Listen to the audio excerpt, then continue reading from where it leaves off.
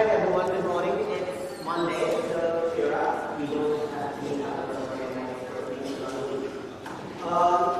Okay, so you guys have finished your first exam. That's the first midterm out of 3. Then there's the final. So all of them will follow pretty much the same pattern. And having finished the first midterm, you will start getting the paper back this week. Keep them, the final cumulative, so you're going to need to review all the material later anyways. And now, in the spirit of moving on, we move on to the next topic and start preparing for the next midterm. Okay, we're definitely glass half full today. Okay, so we were on work and energy, and last week we introduced the concept of work. So in physics, when we say work is done on an object, right, we're talking about work done under the action of a specific force F, right? So if I'm talking about the work done by a force F, it's equal to F d cosine theta, where F and d are the force and distance. Okay? So work in physics is very, very specific. We're talking about mechanical work.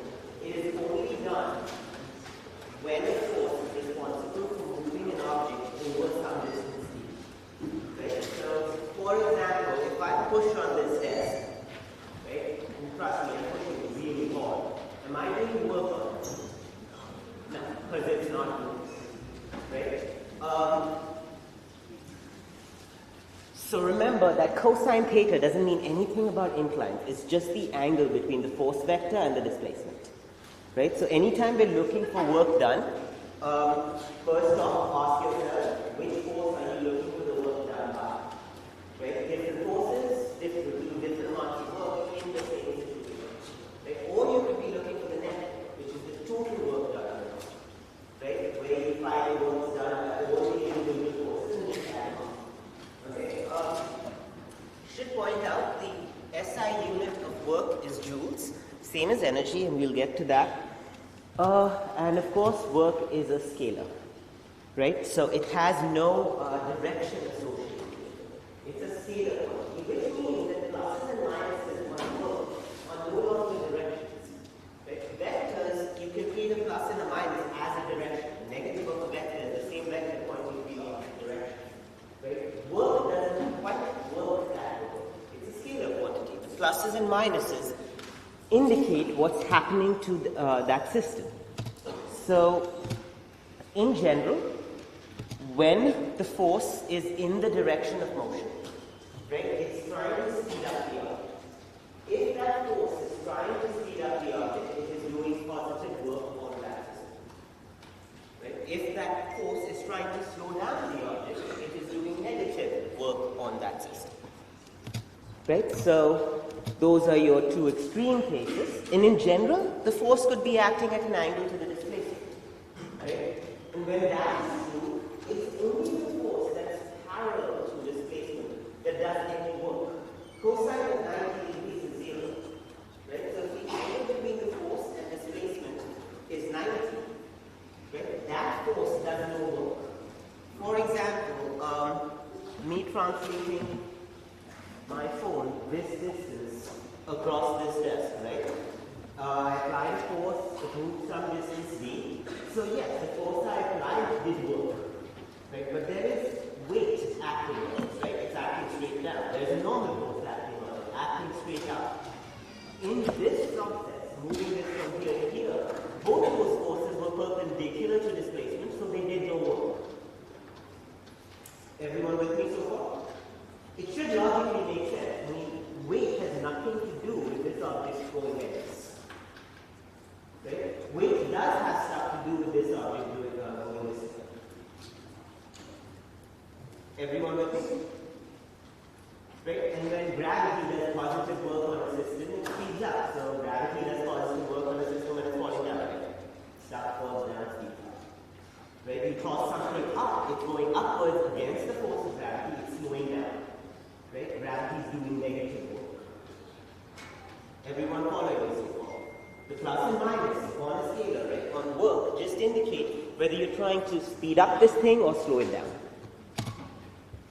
Okay, So now network. So when I find network, so this situation is a little more complicated, right? It's a block being pulled up an incline by some rope, right? So there's tension in the rope. There is a normal force on the block acting perpendicular to the incline, and then there's weight. Right? In this situation, if I was talking about network, I would have to find the work done by these individual forces and then just add them up. Right? Work is a scalar. I don't need to worry about what's, there's no such thing as direction of work. Okay? So once I have all these scalar numbers, the work done by tension, the work done by weight, the work done by the normal force, I can literally just add them up. Right? The other option, of course, is to find the net force and just find the work done by the net force. Right? Either which way works. Okay, so let's see if you guys are awake yet. So the displacement in this case is that way. Right? I'm looking to find which one of these three people, A, B, and C, did positive work on this system. So what you are looking to find is to see if any of these three are exerting a force that's trying to speed this up.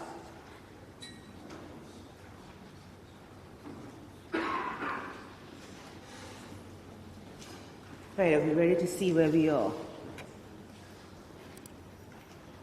Very good. Okay.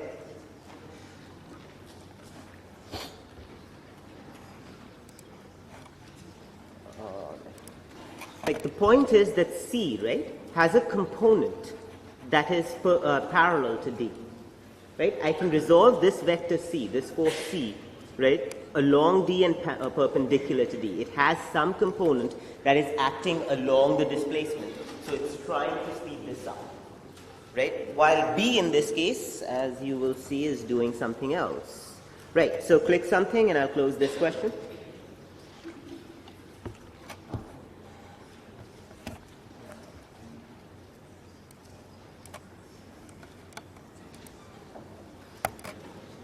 Okay, try this one.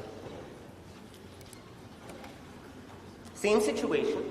In this case, I'm asking you which of these three is completely useless in the sense that they do absolutely no work in moving that block from there to there.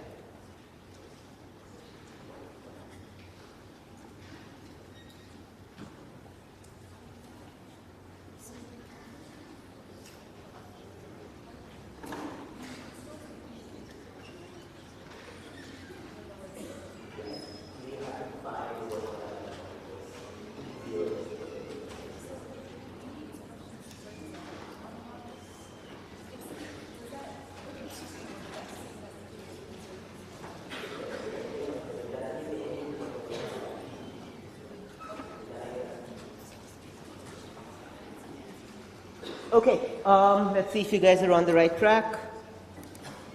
Well, considering the answers clicked, so yeah. It's B, right? It's perpendicular to displacement. It does no work. Okay, click something.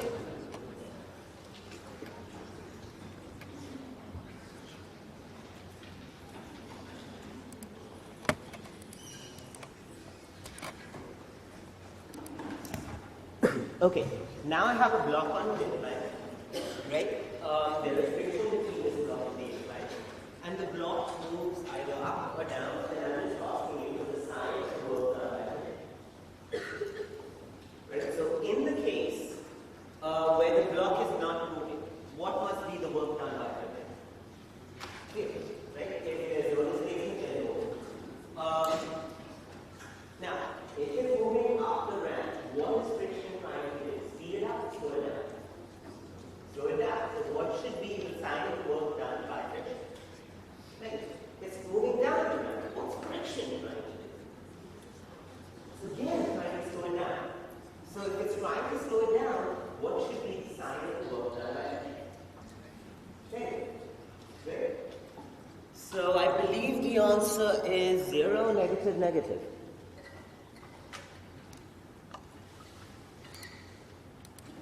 Oops, sorry.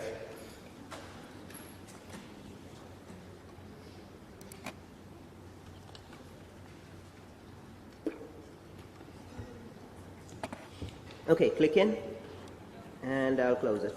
Right, so the idea is still fairly straightforward, right? Work is a scalar quantity measured in joules. Work is done when by a certain force there, when it's responsible in part for moving it across a distance. Right? Okay, so now let's actually get to some math.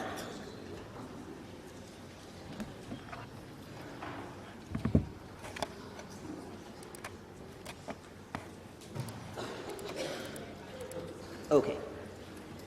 So in this case, I have a box which is being pulled by a rope across a horizontal surface.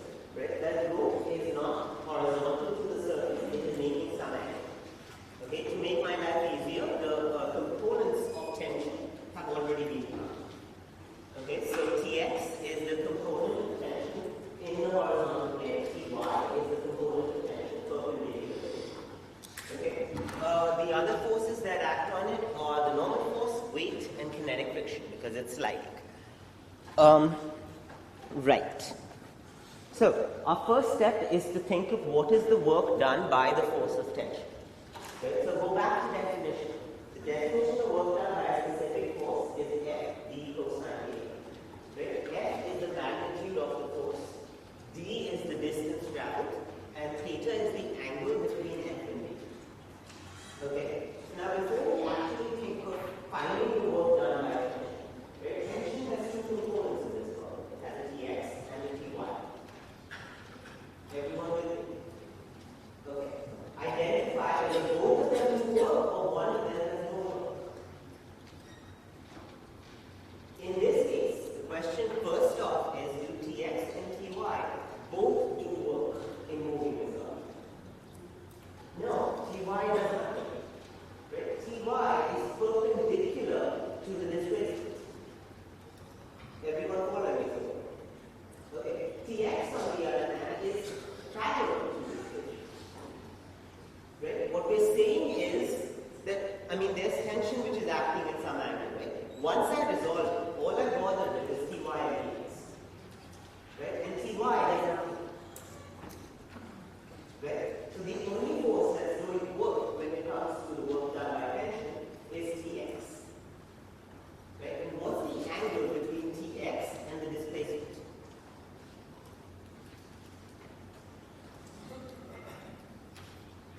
Zero. Right? Tx is in the horizontal plane, the displacement is horizontal as well, in the direction of Tx. Right? So the angle cosine theta will become cosine 0. Everyone with me? As long as I use Tx. Right? So then it's T times cosine 0, which is 1, times the displacement, which in this case is 2 meters. Right? So that comes out to be 24 joules. It's literally 12 times 2 times 1. Everyone following me? Okay. Let's keep going. Work done by the normal force in this case is how much? Is the normal force, does the normal force have any component parallel to the displacement? So what must be the work done by? 0. Right? So in this case, the normal force should do no work because it is perpendicular to the displacement. So it does 0 joules. Okay. Work done by the force of friction. Right? In that case, I know friction is acting only the other way. Right? So what is the angle in this case between that force of friction and the displacement? It's 180 degrees. And what is cosine of 180 degrees? Minus. Right? So you get that minus sign from that cosine. Right? It's the magnitude of friction times the displacement and cosine the angle between friction and displacement. Right? So that cosine the angle between friction and displacement is minus 1. So you multiply friction, displacement, and minus 1. In that case, you should get minus 8, right? It's 2 times 4 times minus 1.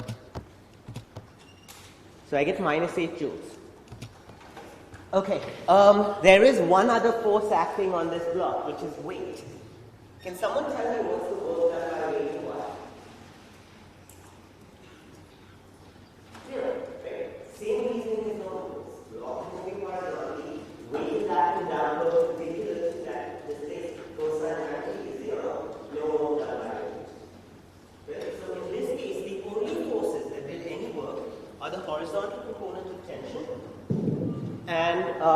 force of friction, right? One did 24 joules of work, the other did minus 8 joules of work.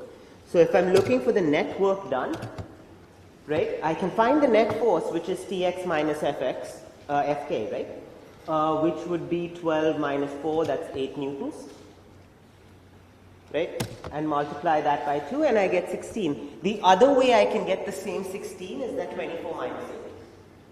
Right? I already found the individual works done by friction minus 8 joules. The work done by tension is 24 joules. So the net work is 24 minus 8. Right? Either which way you should end up with the same answer.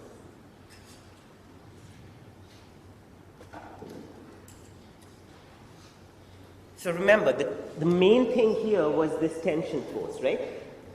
Resolve it, right? Get the component parallel to displacement and just use that. The component perpendicular to displacement will do no work. Okay? And then the only angles you need to worry about are 0, 90, and 180. Okay. Now let's move on to energy. So work and energy are interrelated. Energy is easily one of the most abstract concepts of physics. Right? So to put it simply, energy is the ability to do work. Right? And work itself, as we just defined, is what happens when a certain force moves a certain object over a displacement speed. Right? So energy is the ability to do. Is this making sense? Okay, one of the simplest forms of energy is the energy associated with motion. It is literally the ability to push something out of your way if you move. Right? If an object of mass m is moving with some speed v, right, and it bumps into something else, it has the ability to push it out of its way, depending on how massive it is and how much speed it's moving. Everyone follows this? So there is a certain amount of energy simply associated with motion. Okay. Then there are other forms of energy. So someone standing at the top of Fox Hall, or standing with something that they're going to drop from the top of Fox Hall. That thing drop from the top of Fox Hall, on its way down has the ability to move stuff out of the way. Correct? So just as very active standing on top of Fox Hall with something in your hand means you stored some kind of energy in that system.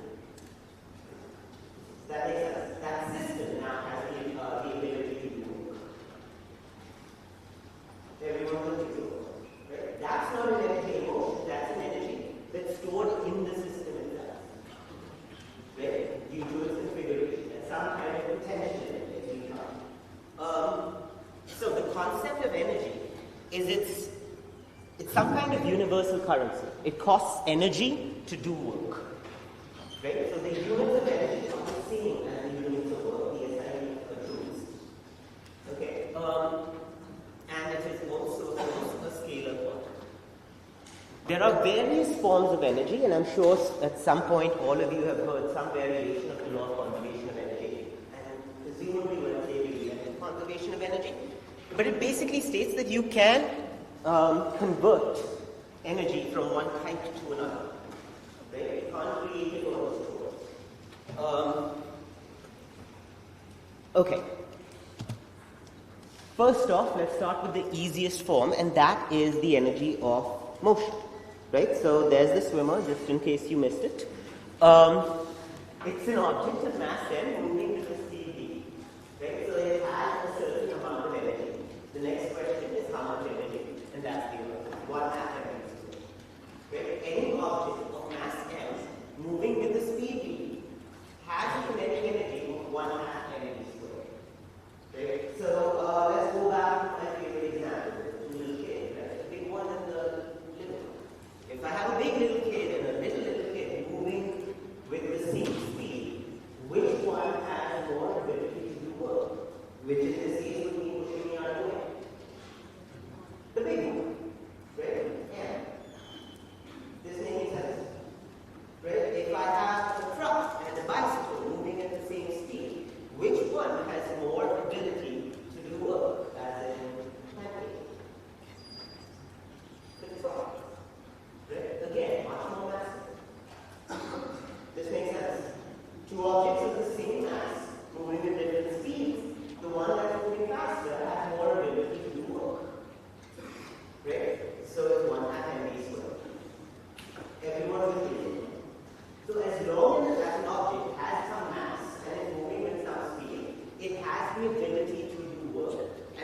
mobility is the kinetic energy of that object.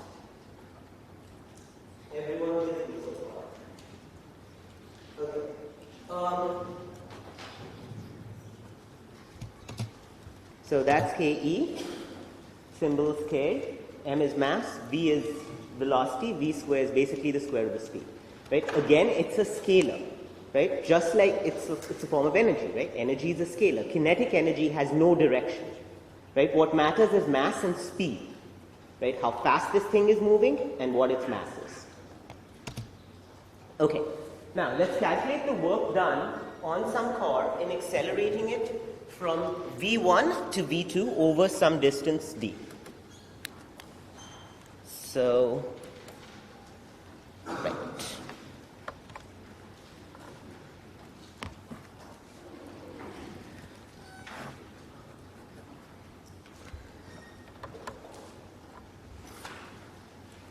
So that's my block. Let's say at some time t1 it was moving with speed v1, and after it's covered a distance d, it is now moving with speed v2.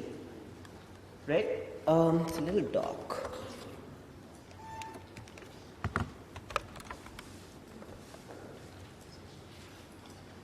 There we go. Okay. So I'm looking to find the work done on this car and accelerating it from a speed of v1 to a speed of v2 over some distance d. Right? In order to do this, there must be a net force acting on it in this direction. Right? So there's a bunch of forces acting on that block. Right? All I care about is the net force. Right? If I'm looking for the net work done, I care about the net force. Right? And in order for this thing to accelerate in that direction, right, the net force must point in that direction. Right? That's even second order. Net force equals mass times acceleration. Okay, so let's say that this object had a mass m. Right? So then net force is m times a. Okay? The work done by the net force in moving from here to here is the net work. Right? So that is F net times d times cosine of the angle between the net force and the displacement. Right? The net force in this case is parallel to displacement. So the angle between them is 0. And cosine of 0 is 1. So this comes out to be just F net times d. Right? And let's just substitute F net as ma. So the net work is mad. Right? M times a times d. Okay. That worked. Okay. So now that we have a net work which is m times a times d, right? Let's get some clarity as to what a can be, and we can go back to kinematics. If you remember this expression, V final squared equals V initial squared plus 2a delta x. I'm hoping this is bringing back memories from Wednesday. Okay, my final speed here is V2. So this is V2 squared equals V1 squared plus 2ad, right? Delta x is d. Solve for a. You get a is equal to V2 squared minus V1 squared divided by 2 times d. Right? Let's substitute this expression back into this, which gives me that the net work now is mass times a, which is V2 squared minus V1 squared, divided by 2 times d times d. The d goes away, and I'm left with that term. But look at that term. If I open up the bracket, it's 1/2 m V2 squared minus 1/2 m V1 squared. Right? This guy is my initial kinetic energy.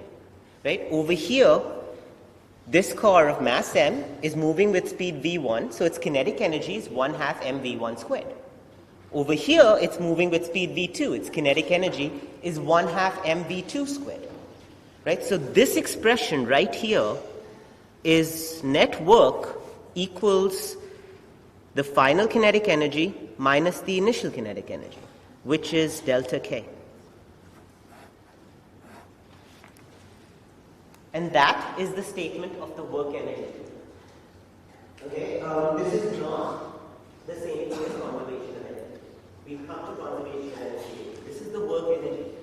Right? It relates the net work done on a system to the change in that system's kinetic energy. And it's equal to just delta K. Right. So work changes kinetic energy. In other words, if the net work done on a system is positive, right, delta K is positive. If the work done on a system is negative, the net work, right, delta K is negative. If the work done on a system is zero, delta K is zero. Everyone follow? Right? One thing I should point out about the work energy theorem, unlike kinematics, which, when we did kinematics, we were very careful to specify that we can only use kinematics in cases where A is constant. Right? Constant acceleration means that I can use the kinematics. The work energy theorem has no such restriction. Right? It's a much more powerful tool. It doesn't restrict you to only scenarios with constant x. It is always true, regardless of whether A is constant or not over that space. Everyone will think so. Okay. Let's wake you guys up a little.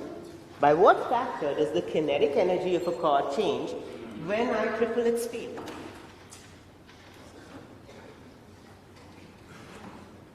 Remember, K is 1/2 mv squared. I am tripling the speed. What should I be doing to K?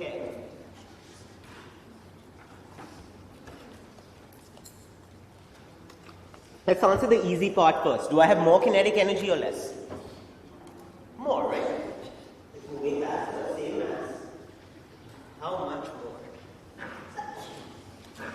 Let's see if you guys are on the right track. I would say you're mostly on the right track, so if you want to fix it.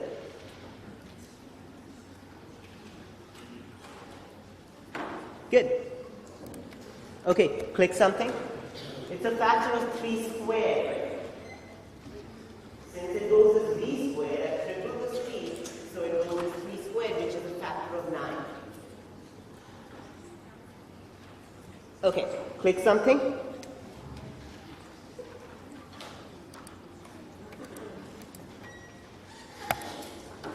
Now, before you guys rush to answering this, think about it.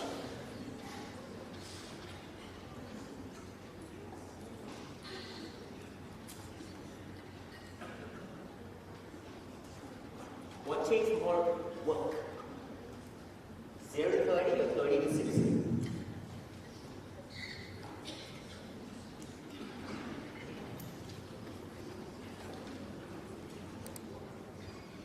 Haha. Yes, you guys aren't thinking hard enough.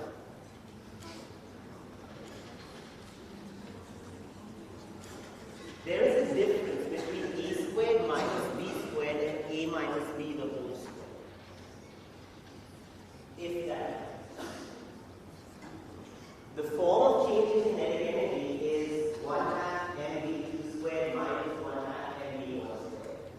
Right? Even if you factor the 1/2 m's, it's the differences in squares. It's not the square of the difference. Everyone following that distinction? Right? So what this question is literally asking you is what's greater? 30 squared minus 0 squared or 60 squared minus 30? Right? It's not what's greater, 30 minus 0 the whole square or 60 minus 30 the whole square. Everyone following?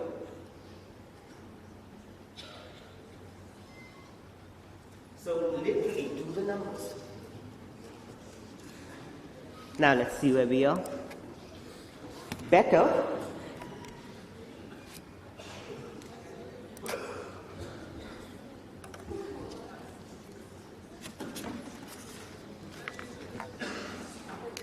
So what I'm trying to say is it's 1/2 m, right? 30 squared minus 0 squared times versus 1/2 m, 60 squared minus 30 squared. right? This number is, well, significantly larger. Right? So it should take more energy to go from 30 to 60 than it takes to go from 0 to 30. Everyone follow me? Right? It's not just the change in speed that matters. Right? The amount of energy is the differences in square speeds. Everyone follow me? So what takes more fuel? 0 to 30, 30 to 60. 30 to 60. Right, so presumably we can fix the answer on the clicker.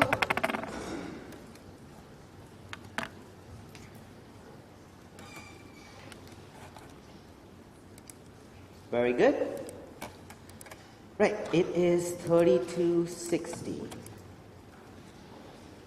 Okay. Now, let's get back to our problem of pulling that block across the horizontal surface that we started with. Right? We already found the net work done on this block. Right? We went through all that math and found the net work done on this block was 68 joules. So before we even get to the next question, can you tell me by a show of hands how many people think this block sped up? Wow. I did a positive amount of net work on this system, right? What should happen to the speed of the block? Show of hands for people telling me it's sped up. Very good. Right, positive work done, right? Net positive work done, kinetic energy increased. Kinetic energy increased, speed increased. Right, mass and change. Okay. So now the next question, of course, becomes, how much did the speed increase? Right? Let's say it started from rest. So if it starts from rest, its initial kinetic energy is how much? 0, right? Something's not moving, kinetic energy is 0. Doesn't mean its energy is 0, right? There can be other forms of energy. But if something's not moving, kinetic energy is 0. Okay? Right. So I have W, which was 16 joules, equals 1/2 mv squared minus 0. So let's say it's a block of mass 1. And then I can find V. Everyone with me? Okay. Now, we're going to do a slightly different problem. Okay, one that can be done using both Phys laws and kinematics, as you could in the past, or using the work energy theorem, which actually simplifies it considerably. Okay. And the problem essentially is skidding distance or braking distance. It's not the same thing. So read the question. Okay, a car comes to a stop across some distance d. If you look at the description of the question, first off, identify which force is responsible for bringing the car to a stop.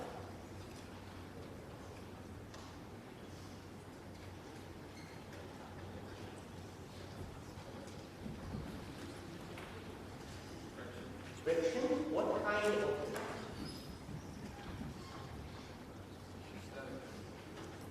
Read the question.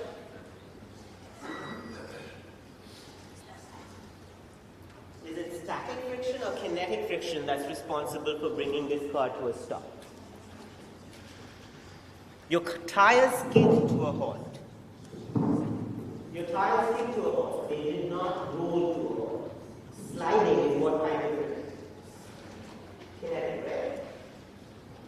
This is like recaps to Wednesday. Okay, Wednesday's questions were static friction, just to be clear. Today we're on kinetic. So it slid to a stop. When your car slides to a stop, it's kinetic friction. Right? If you're rolling to a stop, it's static. Okay? So the force that's doing work in this scenario is kinetic friction. Now, let's actually do the work, right? My first step, as usual, is to start with a diagram. Okay? So I'm going to draw a diagram of this car coming to a stop over some distance d. Right? And d is given to be 72 meters. Okay. Now, at this point, what are the forces acting on this cord? Listen, what forces act on that cord? It's a free body diagram, once over again. Tell me the forces that act on that cord. There are three of them, so I should get three answers.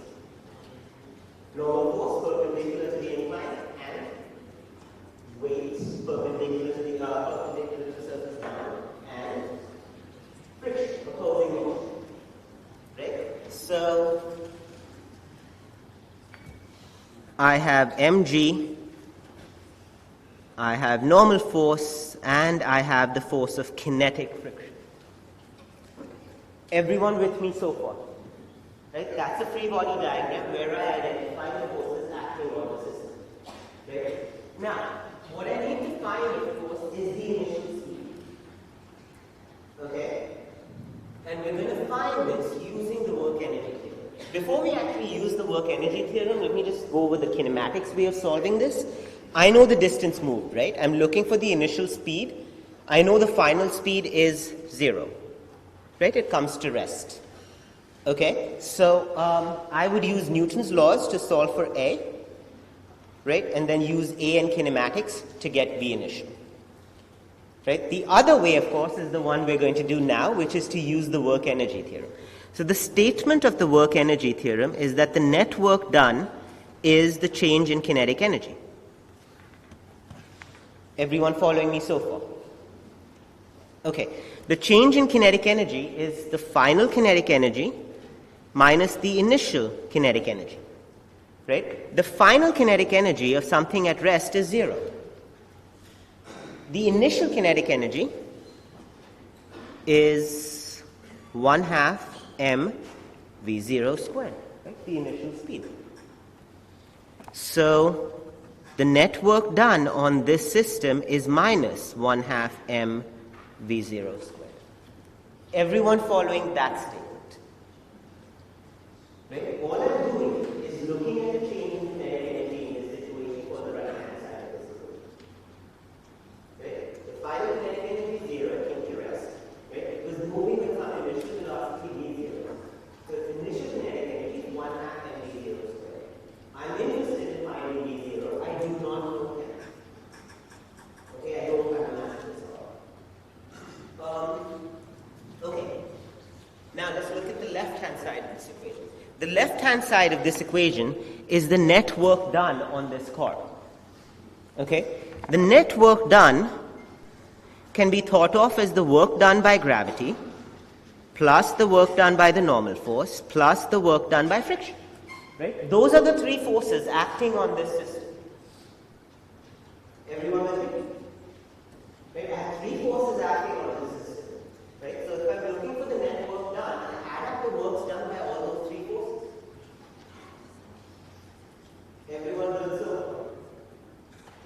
Okay, what can you say about the work done by gravity in this situation? It is 0. Right? mg, this guy is the force of gravity. It is perpendicular to displacement. Cosine 90 is 0. So if I'm looking for the work done by gravity, I would write f d cosine theta. F is mg, d is d, and theta is the angle between this and this, which in this case is 90. So this is 0. Right? Similarly, if I'm looking for the work done by the normal force, it's f d cosine theta. So it's normal force times d times cosine of the angle between the normal force and the displacement, which is also 90. Right? So again, this is 0. Everyone following me? Right? If a force is perpendicular to displacement, it does no work in that system. Okay? Which means the only force that's doing any work in this system, of course, is the force of kinetic friction. So I get work done by the force of friction is f d cosine theta, which is fk, which is the magnitude of the force, times d, times cosine of the angle between the force of friction and the displacement. In this scenario, what is the angle between the force of friction and the displacement? It's 180. Right? Friction is pointing that way, displacement is that way. So the angle is 180, and cosine of 180 is minus 1. Right? So the work done by friction is minus Fk times d. Okay. So now if I go back to my net work equation, right, which was W net in this case was equal to minus 1/2 mv0 squared, and I substitute this plus this plus this as the net work, right? So that is 0 plus 0 minus Fk times d equals minus 1/2 mv0 squared. Right? So that takes care of my minus signs. I divide both sides by minus, and I have Fk times d equals 1/2 mv0 squared. I'm looking, of course, for v0, right? The initial speed of the car. Okay? So at this point, I need to make another substitution. What can I substitute for the force of kinetic friction?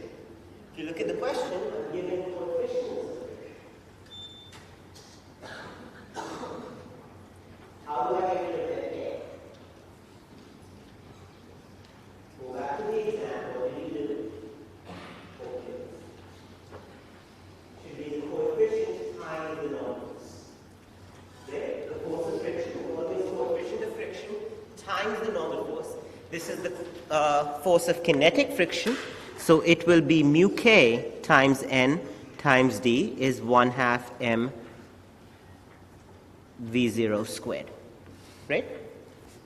So n in this case is mg, so it's mu k mgd equals 1/2 m v0 squared. The m goes away, and I can solve for v0 to be 2 times mu k gd. Right? So I know d is 72 meters. I know mu k is 0.8. G is 9.8 meters per second squared, so we have a solution. Everyone with me so far? Right? It makes it a one-step process instead of finding A using Newton's laws and then using kinematics. Right? But more than that, it's much stronger than kinematics. Kinematics has that restriction. A must be constant. Right? In this situation, A was constant, so I could use kinematics. Right? But this is the work I do is true regardless of whether or not he is fixed. Is everyone with me? Okay. Let's consider a slightly more complicated example. Let's get to DocCam. Okay, I'm going to set up this problem. You will do it in homeworks and recitation. I have a block on an incline, right, of angle theta. This block has a mass m. Let's say there is friction between, or actually, it's not that easy, no friction. If there is no friction, what are the forces acting on this block? Weight and normal force, right? So, let's put those on there. So I have mg and I have n, right? N is perpendicular to the incline. Let's say that this block slides a distance d down the incline. Okay, now, what is the work done by the normal force? Anyway, work done by the normal force in this case.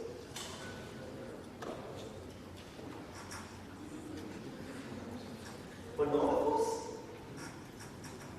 look at the angle between the normal force and the displacement.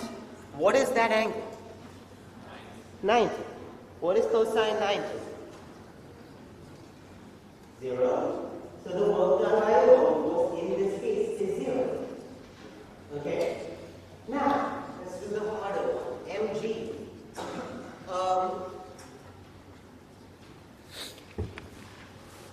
Remember from like a couple of weeks ago, we can resolve mg, right? So if I pick this is my y-axis and this is my x-axis, right? My entire displacement is in the x-axis. Everyone see that? Right? I'm only allowed to slide on the incline, right? So my displacement is on the x-axis. mg has a component along the x-axis, which is mg sine theta, right? And a component perpendicular, which is mg cosine theta. Right? mgx is mg sine theta, and mgy is minus mg cosine theta. Everyone remember this? Right? We break up that weight into along the slope and perpendicular.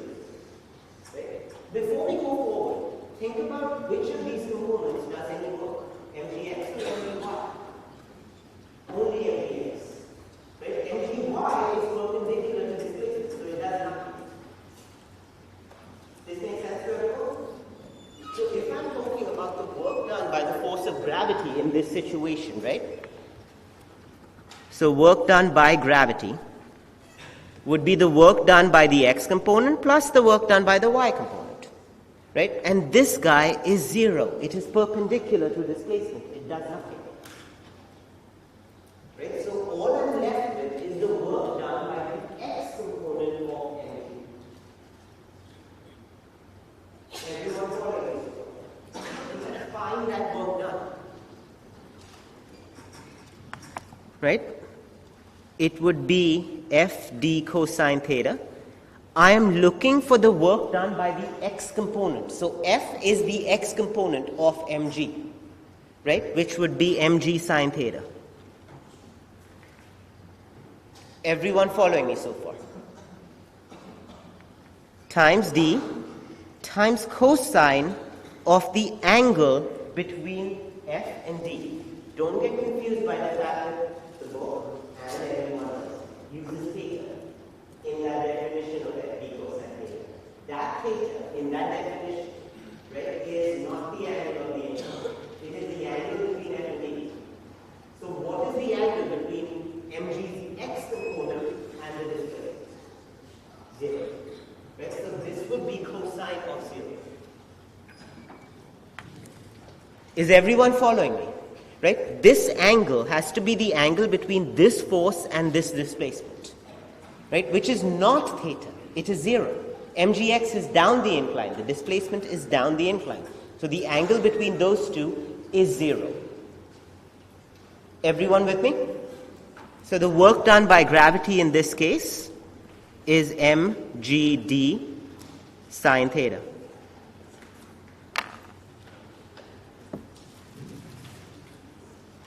Everyone follows.